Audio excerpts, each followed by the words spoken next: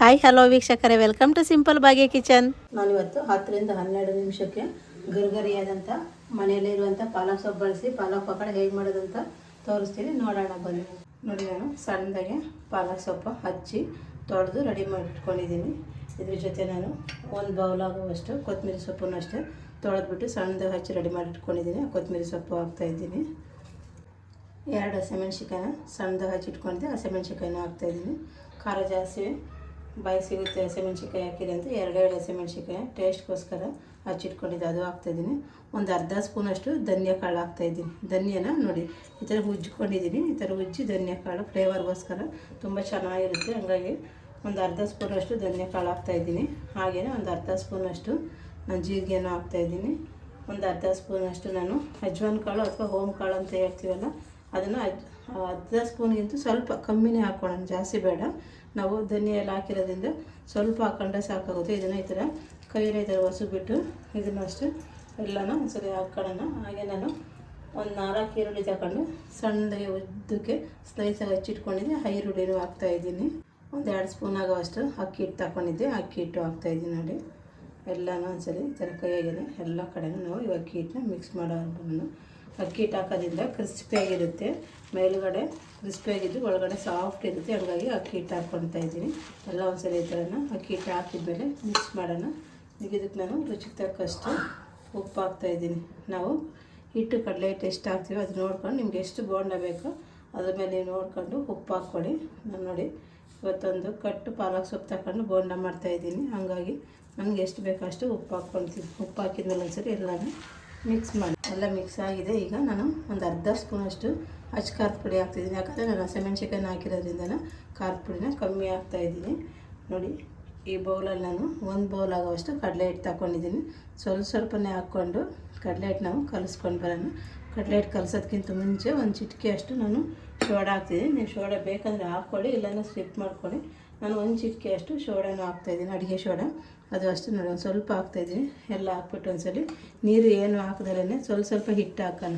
ಜಾಸ್ತಿ ಹಿಟ್ಟು ಹಾಕ್ಬಾರ್ದು, ಸೊಪ್ಪು ಜಾಸ್ತಿ ಇರಬೇಕು, ಹಿಟ್ಟು ಕಮ್ಮಿ ಇರಬೇಕು. ನಮ್ಗೆ ಹಾಕೋಕೆ ಅಷ್ಟಕ್ಕೆ ಬರಬೇಕು ಹಿಟ್ಟು, ಅಷ್ಟಿದ್ರೆ ಸಾಕಾಗುತ್ತೆ.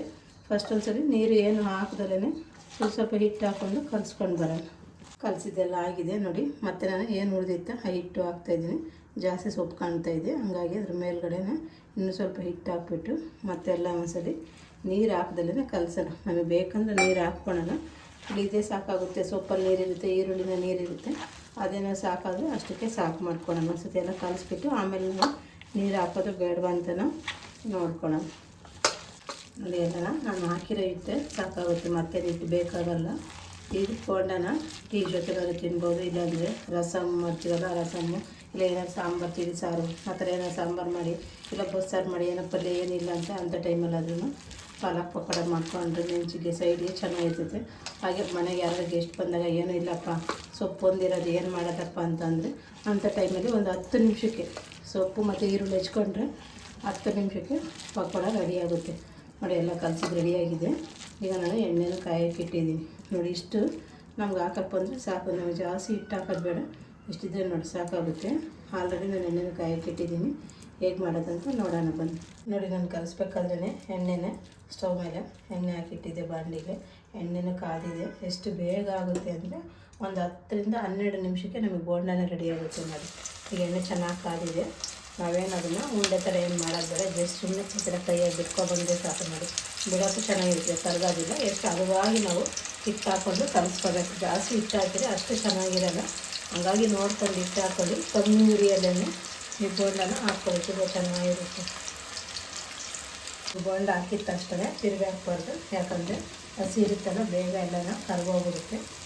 1-2 ರಿಂದ 3 ನಿಮಿಷ ಹಾಗೇ ಸಣ್ಣ ಹುರಿಯಲ್ಲಿ ಆಮೇಲೆ ನಾವು 2 ಸೈಡ್ ಬೇಯಿಸ್ಕೊಳಕ್ಕೆ ಸರಿಯಾಗುತ್ತೆ, ತಿರುಗಾಕೋಕ್ಕೆ ಸರಿಯಾಗುತ್ತೆ. ಒಂದು ಸರಿ ಬೇಗನೆ ತಿರುಗಾಕ್ಬಿಟ್ರೆ ಅದು ಸೊಪ್ಪು ಮತ್ತು ಹಿಟ್ಟು ಎಲ್ಲ ಸಪ್ರೇಟ್ ಆದಂಗಾಗುತ್ತೆ. ಹಾಗೆ ಒಂದು 2 ರಿಂದ 3 ನಿಮಿಷ ನಾವು ಬೇಯಕ್ಬಿಟ್ರೆ ನೀಟಾಗಾದ್ರೆ ಒಂದು ಸೈಡ್ ಬೆಂದ ಮೇಲೆ ಇನ್ನೊಂದು ಸೈಡ್ ನಾವು ತಿರುಗಾಕ್ತಾರೆ.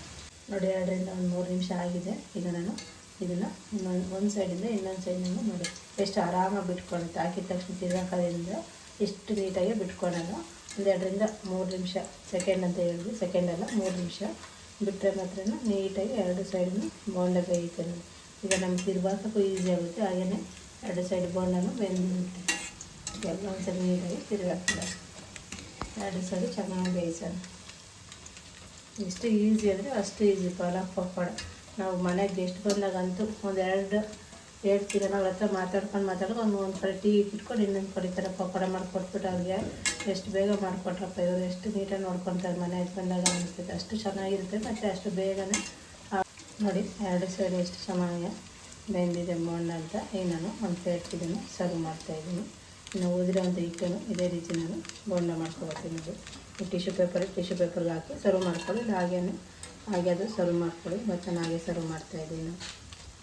ನೋಡಿ ನಿಮಗೆ ಮುರಿದ ಸೌಂಡ್ ಬರುತ್ತೆ. ಎಷ್ಟು ಮೇಲ್ಗಡೆ ಗರಿಯಾಗಿರುತ್ತೆ ಹಂಗೆ ಒಳಗಡೆ ಸಾಫ್ಟಾಗಿರುತ್ತೆ. ನಾವು ಅಕ್ಕಿ ಹಿಟ್ಟು ಹಾಕಿರೋದ್ರೆ ಕರಿಗರಿಯಾಗಿರುತ್ತೆ, ಹಂಗೆ ಮತ್ತು ಸಾಫ್ಟಾಗಿರುತ್ತೆ. ಸೊಪ್ಪು ಹಾಕಿರೋದು ತುಂಬ ಚೆನ್ನಾಗಿರುತ್ತೆ. ಅಂತಹ ಪಾಲಕ್ ಪಕೋಡ ನಾನು ಹೇಗೆ ಮಾಡಿದೆ ಅಂತ ನೋಡಿರಲ್ಲ ವೀಕ್ಷಕರು, ನೀವು ಇದೇ ರೀತಿ ಒಮ್ಮೆ ಟ್ರೈ ಮಾಡ್ತೀರಲ್ವ, ಟ್ರೈ ಮಾಡಿ. ಹಾಗೆ ಹೇಗೆ ಬಂದಿದೆ ಅಂತ ಕಮೆಂಟ್ ಬಾಕ್ಸಲ್ಲಿ ಕಮೆಂಟ್ ಹಾಕಿ, ಲೈಕ್ ಮಾಡಿ, ಶೇರ್ ಮಾಡಿ, ನಮ್ಮ ಚಾನಲ್ನ ಸಬ್ಸ್ಕ್ರೈಬ್ ಮಾಡೋದನ್ನು ಮರಿಬೇಡಿ. ಮುಂದಿನ ವಿಡಿಯೋದಲ್ಲಿ ಸಿಗೋಣ.